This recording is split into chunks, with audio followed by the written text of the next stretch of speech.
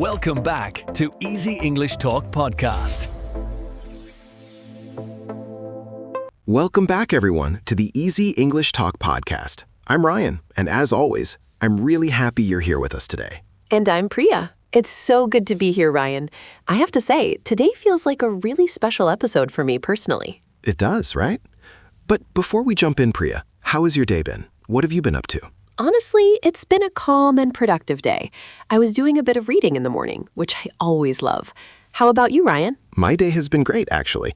I had a really good cup of tea this morning, so I feel like everything went well after that. Small things, big happiness, right? Ha, that is so true. A good cup of tea really does set the tone for the whole day. I completely agree with you on that. Now, before we get into our topic, I want to take a moment to speak directly to all of you listening right now. Wherever you are in the world, whether you're in the UK, the US, Canada, Australia, or anywhere else, we truly appreciate you being here. Yes, and we really mean that. Every single listener matters to us, and we love knowing that people from so many different places tune in to Easy English Talk Podcast. We'd love to hear from you today. Drop a comment and tell us where you're listening from. It always makes us smile to see how far this podcast has reached. And also, we'd love to know if this podcast is helping you. Is your English improving? Are you feeling more confident when you speak or listen? Your feedback really helps us grow too. If you have any thoughts, any questions, or just want to say hello, please share them in the comments. We read them, and we genuinely appreciate every single one. We really do. This community means a lot to both of us, and we love growing together with all of you. Now, today, we are discussing how to prepare yourself before Ramadan starts. And I think this topic is going to be incredibly useful for so many people listening right now. Absolutely. Whether you observe Ramadan yourself or you're just curious to understand it better, this episode has something valuable for you. We're going to talk about real, practical steps that make a big difference. And here's why you should stay with us until the very end. The preparation you do before Ramadan begins can completely change how your entire month goes. The more prepared you are, the more peaceful, focused, and fulfilling your Ramadan experience will be. That's so well said, Ryan. A lot of people wait until Ramadan actually starts before they think about it. But the truth is, the preparation stage is just as important as the month itself. So if you've ever felt overwhelmed at the start of Ramadan, or if you felt like you weren't really ready, this episode is going to help you understand why that happens and what you can do about it. And we're going to go through this step by step in a calm and clear way. So just relax, keep listening, and by the end of this episode, you'll have a real plan in your hands. Let's start by understanding the problem, because I think most people, even those who have observed Ramadan for many years, still struggle with the beginning of the month. Priya, why do you think that is? I think the biggest reason is that people treat Ramadan like it just arrives without warning. But the truth is, we know it's coming. We just don't always take the time to truly get ready for it. That's such a good point. It's like knowing a big exam is coming in 1 month, but only opening your book the night before. The result is stress, confusion, and a feeling that you're always catching up. Exactly. And Ramadan is a month that asks a lot from us, physically, mentally, and spiritually.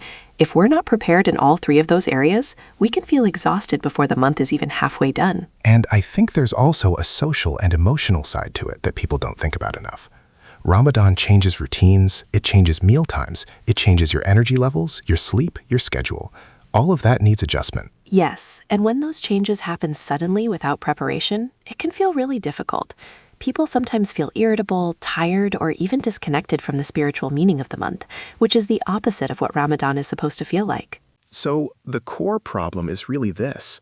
People enter Ramadan unprepared, and then they spend the first week or two just trying to adjust.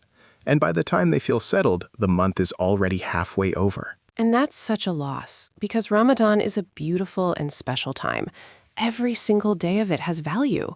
You don't want to waste even 1 week trying to figure things out when you could have been ready from day one. So now that we understand the problem, let's talk about solutions. Let's talk about how to actually prepare yourself before Ramadan starts. And the first thing I want to discuss is mental preparation. What does that really mean? Mental preparation means shifting your mindset before the month begins. It means deciding ahead of time what kind of Ramadan you want to have, what you want to focus on, and what kind of person you want to be during this month. I love that. It's like setting an intention. Because if you go into Ramadan without a clear intention, you'll just be going through the motions. You'll fast, but you won't really feel the deeper meaning of it. Right. And setting an intention doesn't have to be complicated. It can be something simple, like saying to yourself, "This Ramadan, I want to be more patient." Or, "This Ramadan, I want to be more grateful." One clear goal gives you a direction. And when you have that direction, every decision you make during the month connects back to that intention. It becomes a compass for how you behave, how you speak, how you treat people around you. That's such a beautiful way to describe it, Ryan. And the good news is that mental preparation doesn't take a long time. Even sitting quietly for 10 or 15 minutes and reflecting on what you want from Ramadan is enough to set that intention clearly. So the first step is to sit down, think honestly, and ask yourself, what do I want this Ramadan to feel like? That question alone can open up a really meaningful conversation with yourself. And write it down if you can. Writing your intention makes it feel more real, more committed. It's no longer just a thought floating in your mind. It becomes something you can return to when the month gets challenging. Great advice, Priya. Now let's move to the second area of preparation, which is physical preparation. Because fasting is a physical experience. Your body is going to go through real changes, and you need to prepare it for that. Absolutely. And one of the most important things you can do physically before Ramadan is to start adjusting your eating habits gradually. Don't wait until the first day of fasting to suddenly change everything. That sudden change is exactly what makes the first few days of Ramadan feel so hard for many people. If you're used to eating 3 large meals a day and drinking coffee every morning, cutting all of that off immediately is a real shock to your body. So what can you do instead? Start reducing your portion sizes a week or two before Ramadan. Try to eat less sugar, less caffeine, and fewer processed foods. Let your body get used to lighter eating before the fasting actually begins. And what about meal timing? Because during Ramadan, you eat at very different times than usual.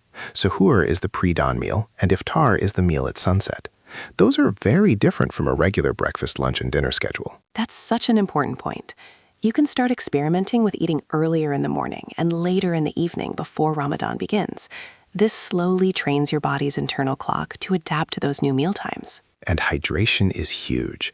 Many people experience headaches during the first days of fasting, and a lot of that comes from dehydration. So before Ramadan, make sure you are drinking plenty of water every day. Yes, and actually increasing your water intake a week before Ramadan helps your body store hydration better. It's a simple habit, but it can make a significant difference in how you feel during those first fasting days. And sleep is another physical factor that people often overlook.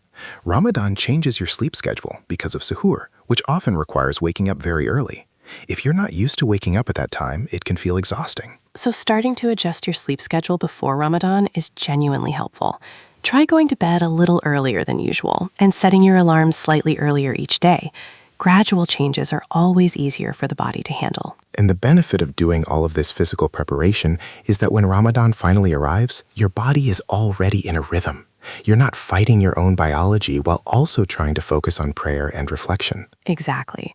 When your body is comfortable, your mind is freer.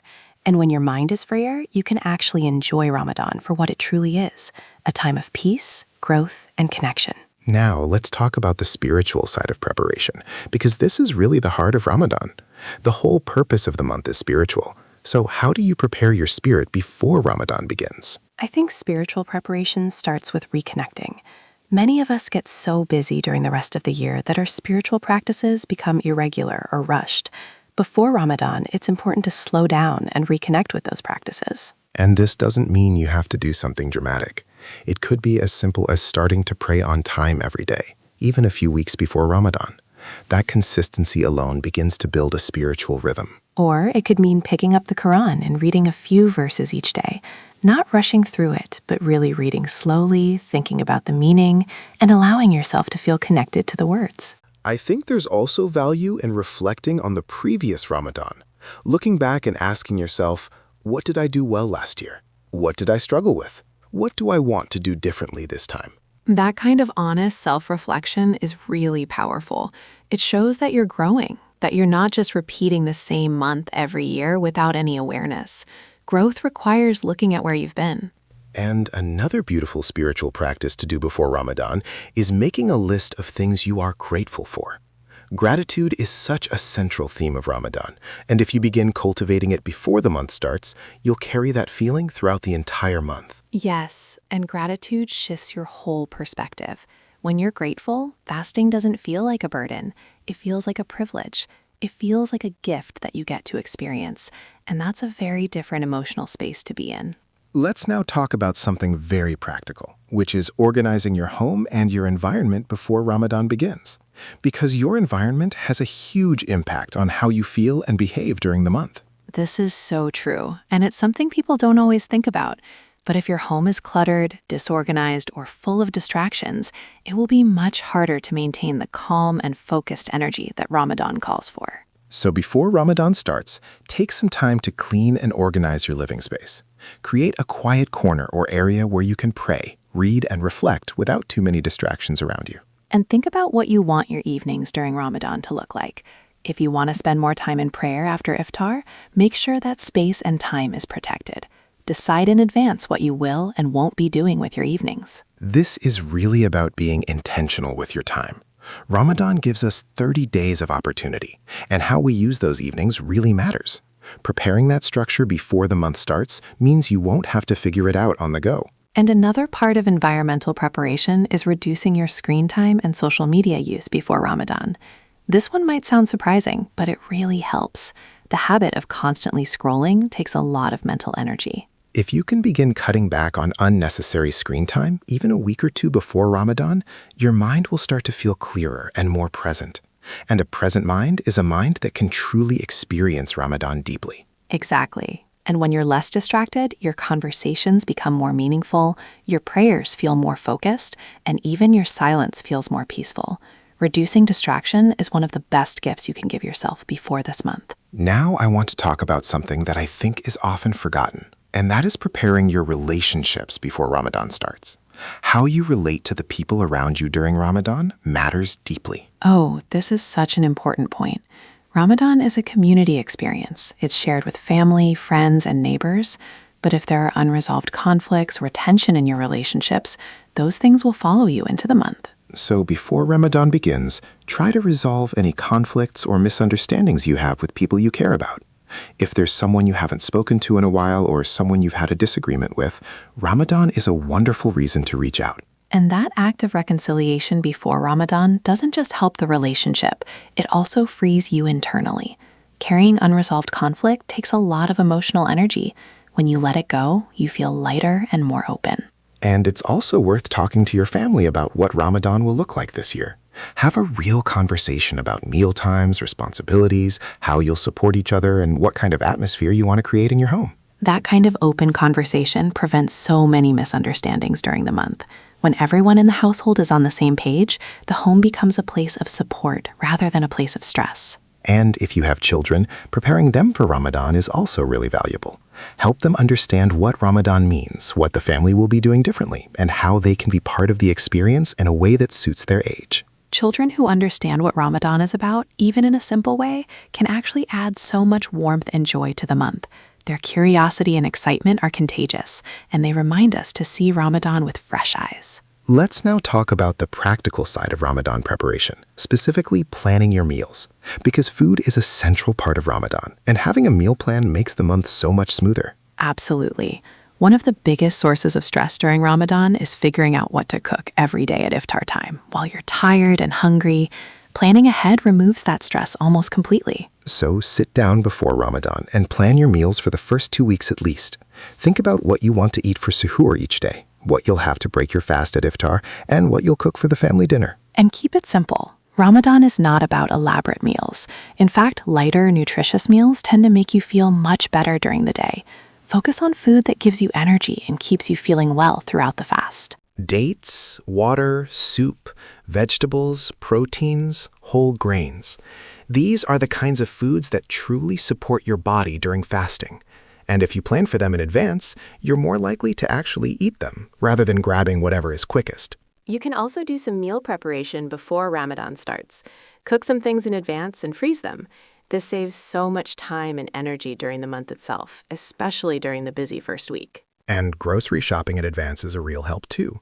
Before Ramadan begins, stock up on essentials so that you're not rushing to the shops every day. The less time you spend on logistics, the more time you have for what truly matters. This kind of practical planning might seem small, but it has a huge impact on your overall Ramadan experience. When the basics are taken care of, you feel calm and in control, and that feeling allows you to focus on the spiritual and personal growth aspects of the month. Let's talk now about something that I think is really beautiful about preparing for Ramadan, and that is the idea of setting personal goals for the month. Not just spiritual goals, but also personal development goals. I love this because Ramadan is actually one of the best times to work on yourself in many different areas. The structure of the month, the fasting, the reflection, the reduced distractions, all of that creates a really powerful environment for personal growth. So think about what habits you want to build during Ramadan. Maybe you want to read more. Maybe you want to spend more quality time with family. Maybe you want to practice being more patient in difficult moments. Or maybe you want to reduce a habit that hasn't been serving you well. The discipline that comes with fasting actually makes it easier to work on other disciplines in your life at the same time. It's like one good habit supports another. And the key is to be realistic. Don't set 20 goals for Ramadan. Choose 2 or 3 things that genuinely matter to you and commit to those. It's much better to do a few things deeply and consistently than to spread yourself too thin. And write those goals down before Ramadan starts. Put them somewhere you'll see them every day. Maybe near your prayer space or on the inside of a notebook you use regularly. Visibility keeps you accountable. I also want to mention something about giving and generosity, because Ramadan is deeply connected to charity and caring for others. Thinking about how you will give before the month begins is a wonderful part of preparation. Yes, and giving doesn't only mean money. It can mean giving your time, your attention, your kindness, your patience, or your energy to someone who needs it. Ramadan is a month of open hands and open hearts. So before Ramadan, think about who in your community or your life might need support. Is there a neighbor who is elderly and might appreciate a meal? Is there a family member going through a difficult time who would value your presence? Identifying those opportunities for giving before the month starts means you're ready to act on them when the time comes. You're not just hoping to be generous, you're planning to be generous, which makes it much more likely to actually happen. And there's also zakat and sadaqah to think about. If you plan to give charity during Ramadan, which is highly encouraged, decide in advance how much you want to give and who you want to give it to. Having that clarity makes the act of giving much more meaningful. And giving in any form does something wonderful for your inner state. It shifts your focus away from what you don't have and towards what you're able to offer. That shift in perspective is one of the most spiritually powerful things about Ramadan. Let's talk about something that might seem simple, but actually makes a very big difference, and that is preparing your mind for the longer nights and the deeper moments of Ramadan, specifically preparing for Taraweeh and night prayers. Yes, the night prayers of Ramadan are something many people want to participate in, but struggle with because they're not used to standing for long periods or staying awake late after a full day of fasting. So if you want to enjoy Taraweeh and feel connected to it rather than just enduring it, begin building your stamina and your focus before Ramadan starts. Start praying a little longer each day. Practice holding your concentration during prayer. And it can also help to learn a few short surahs or verses from the Quran before Ramadan begins.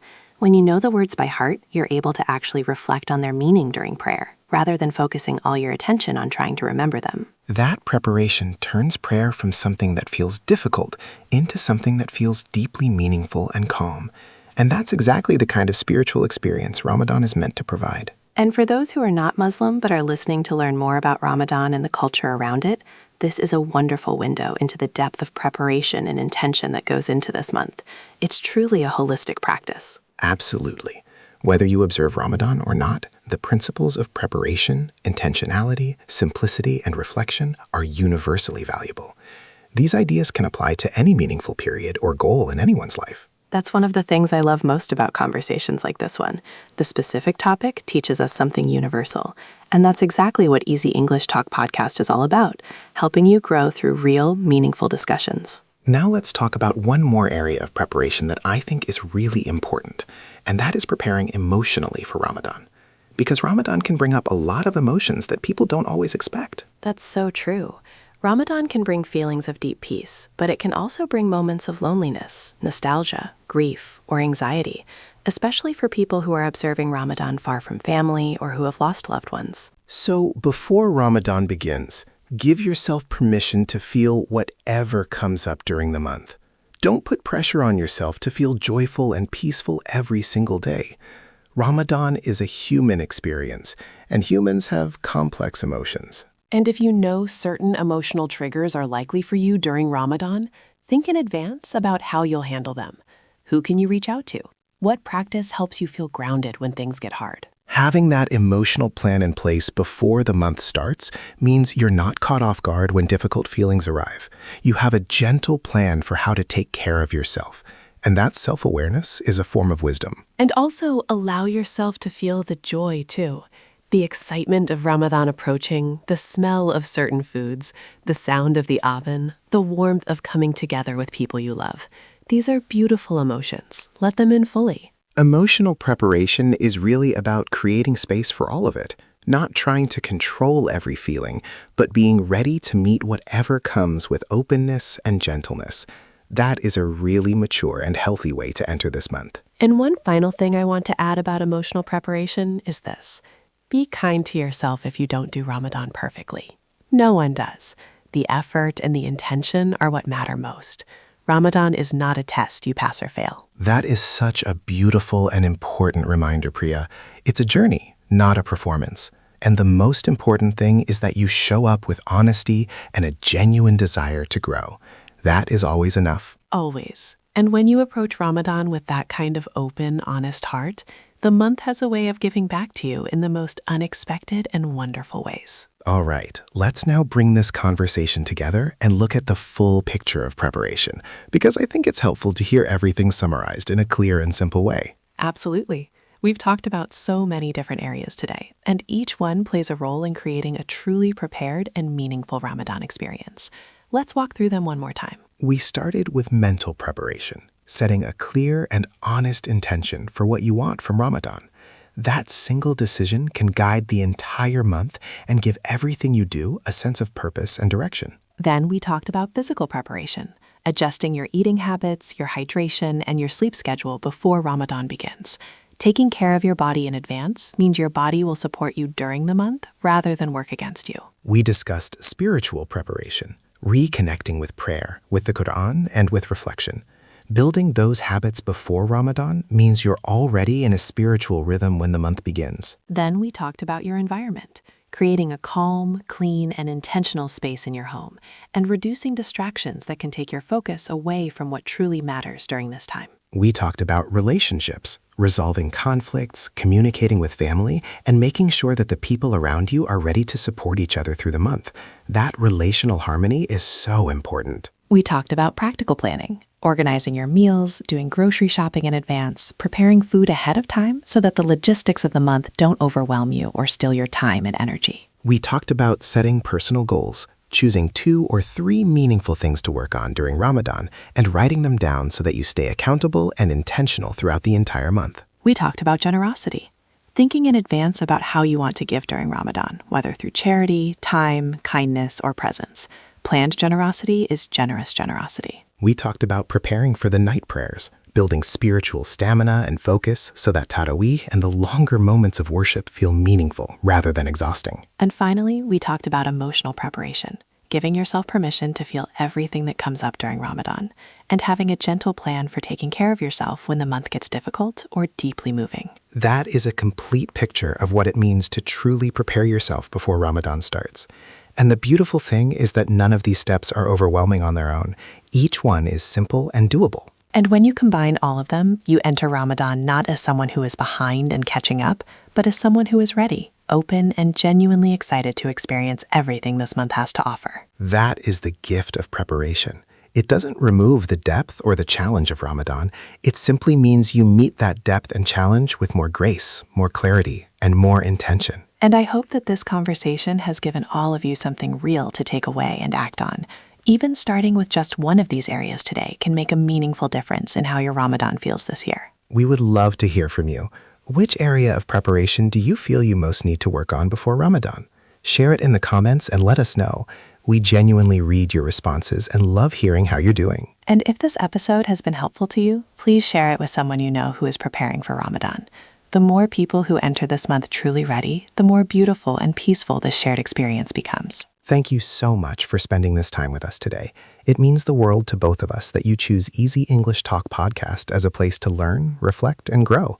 We don't take that trust lightly. We really don't. And we'll always do our best to bring you conversations that are worth your time, your attention, and your energy. Thank you for being such a wonderful and thoughtful audience. And before we go, we just want to gently remind you that there are many more episodes waiting for you on the Easy English Talk podcast channel. Each episode is designed to help you improve your English while also exploring topics that matter in real life. So after this, have a browse through our other episodes. There is something there for every kind of listener, whether you want to improve your fluency, understand culture more deeply, or simply enjoy a meaningful conversation in clear, simple English. We'll see you in the next episode. Until then, take good care of yourselves, prepare well, and may your Ramadan be filled with peace, growth, and everything good. Goodbye for now. Goodbye, everyone. We'll be back very soon with more conversations just like this one. Take care, and we'll see you next time.